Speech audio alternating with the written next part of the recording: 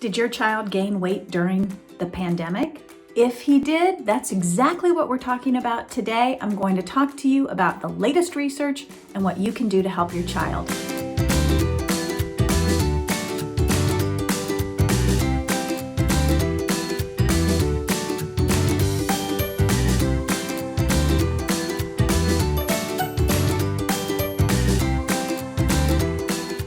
Did your child experience weight gain during the pandemic? The latest research from the CDC tells us that kids did gain more weight during the pandemic, and so did their parents. So how do you help your child get back to healthy living? That's exactly what we're talking about today. Hey everyone, I'm Jill Castle. I'm a pediatric dietitian and host of The Nourished Child on YouTube, as well as the website and the podcast. Welcome here. You cannot deny that the COVID-19 pandemic has had an impact on children and families across the globe. One of the things that has happened is that research is telling us that kids ages 5 to 11 have experienced about a 4 to 5 pound weight gain. Now, I don't want you to panic about that. We are going to talk about how to help your child get back into those healthy habits and how to help your family get back to those healthy habits despite whatever happened during the pandemic. So in this video, I'm going to focus on 3 things: the structure in your home, the boundaries that you set for your child, and how you talk to your child about his eating and his body weight, shape, or size. Because a pro-lifestyle approach is far better long-term than a quick fix diet. We know quick fix diets can harm the psychological health of a child and can perpetuate weight stigma. So we are not going there. We are going to focus on what you can do to set up a healthy environment so that your child can reestablish those healthy habits that help him live a healthy life. Okay, so what is the research saying? Well, the CDC came out with a report very recently that showcased children 5 to 11 years old, on average, gained about 5 pounds during the COVID-19 pandemic. Teens also gained more weight, and toddlers too. And in fact, adults did as well. But the big question is, why did this happen? It happened because we were in lockdown. We were sheltering in place. All our activities were canceled. Our ability to get outside and play sports or have free playtime with friends got nixed, and we were quickly shifting to more sedentary behaviors like gaming, watching TV, sitting on the computer, learning about our school topics. So somebody might think that, oh my gosh, my child gained weight. I need to put him on a diet. No. That's not what we need to be doing. We actually have a lot of research and evidence that tells us that putting children on diets, weight loss diets, are not good for their psychological health and are also not good for their physical health, because many people that go on weight loss diets just end up gaining that weight back, and they end up gaining more weight than they had to lose in the first place. So for children, we do not want to start that cycle. We do not want to embark on yo-yo dieting. What we can do as parents is make sure the environment is a healthy one, and there are lots of things that you can do in your environment to make sure healthy habits are reestablished so that your child can have a lifetime of health. The first area that we're going to focus on is structure. We know that kids thrive on structure, from the timing of their snacks and their meals to the timing of their bedtime. So we want to have a lot of good structure in a child's home.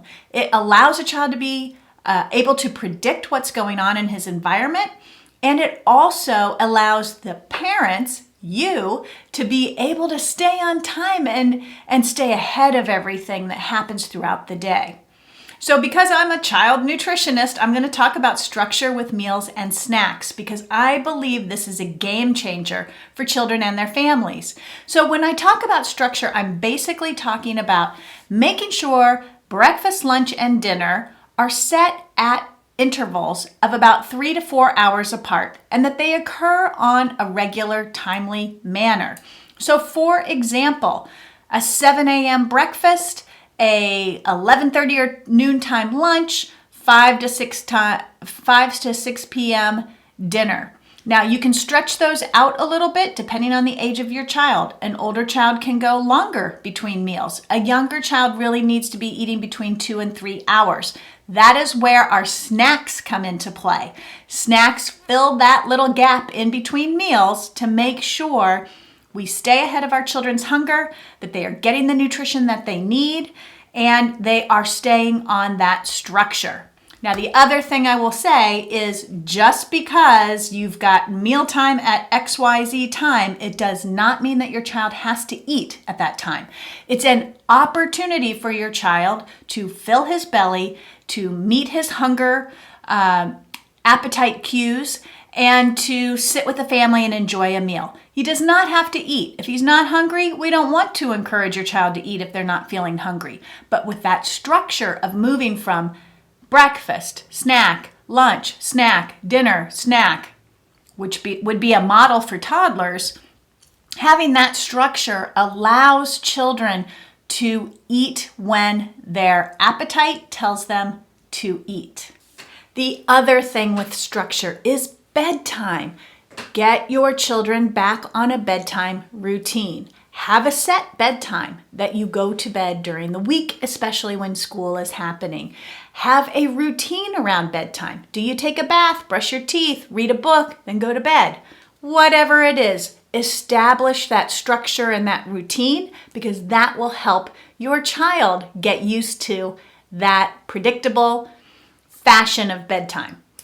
Another area where you can build more structure in is physical activity. So I remember when my children were young, I scheduled outdoor play. And we went outside no matter the temperature. As long as the temperature was above 20 degrees, we bundled up and we went outside to play.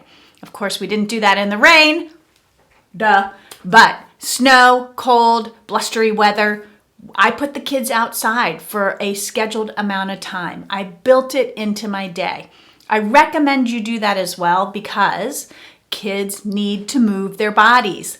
And it can be very beneficial to just wrap physical activity into your regular day. Now, if you have kids that are playing sports, that's already outlined for you.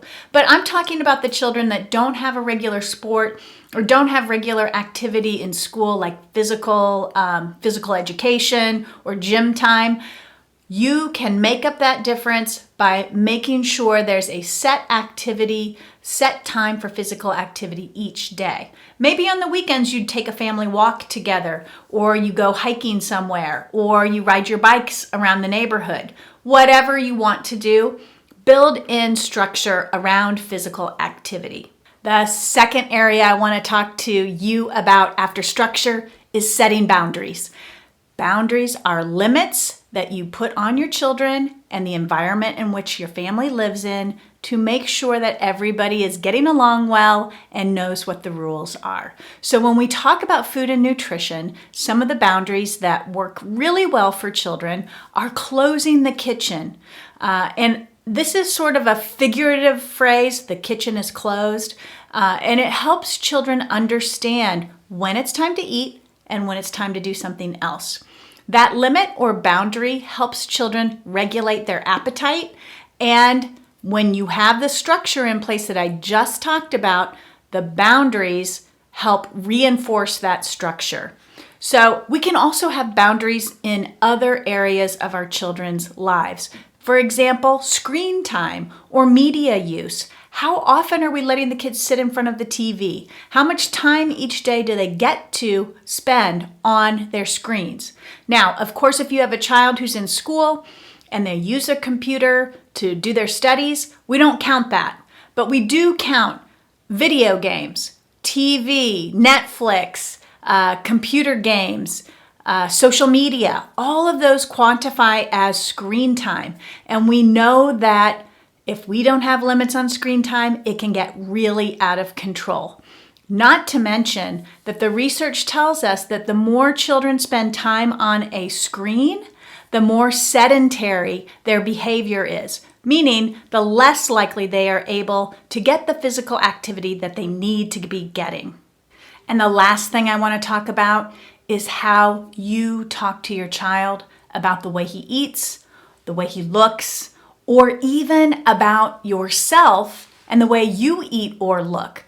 All of that talk is negative, and it can undermine a child's self-confidence and self-esteem. So if you have a bigger child, if you have a child who gained weight during the pandemic, if you gained weight during the pandemic, don't focus and talk about the fact that you gained weight. Talk about and focus on these healthier lifestyle habits that will help you and your child get to a healthier place. So my question for you is, how are you doing now that we have a little bit more flexibility about going outside and being in social situations? I know that we're still living with masks, and I know that our eating habits have probably changed and our physical activity habits have changed, but where are you at right now with trying to help get your family on a better, healthier lifestyle habit? Let's take a pro-lifestyle approach to feeding our children. Let's focus on healthy habits and establishing them. And let's ditch the dieting, weight loss diets, because they don't really work for everybody and they can cause a lot of harm in children. I hope this video helped you today. Take care, keep feeding your kids and nourishing them well. I'll see you next time.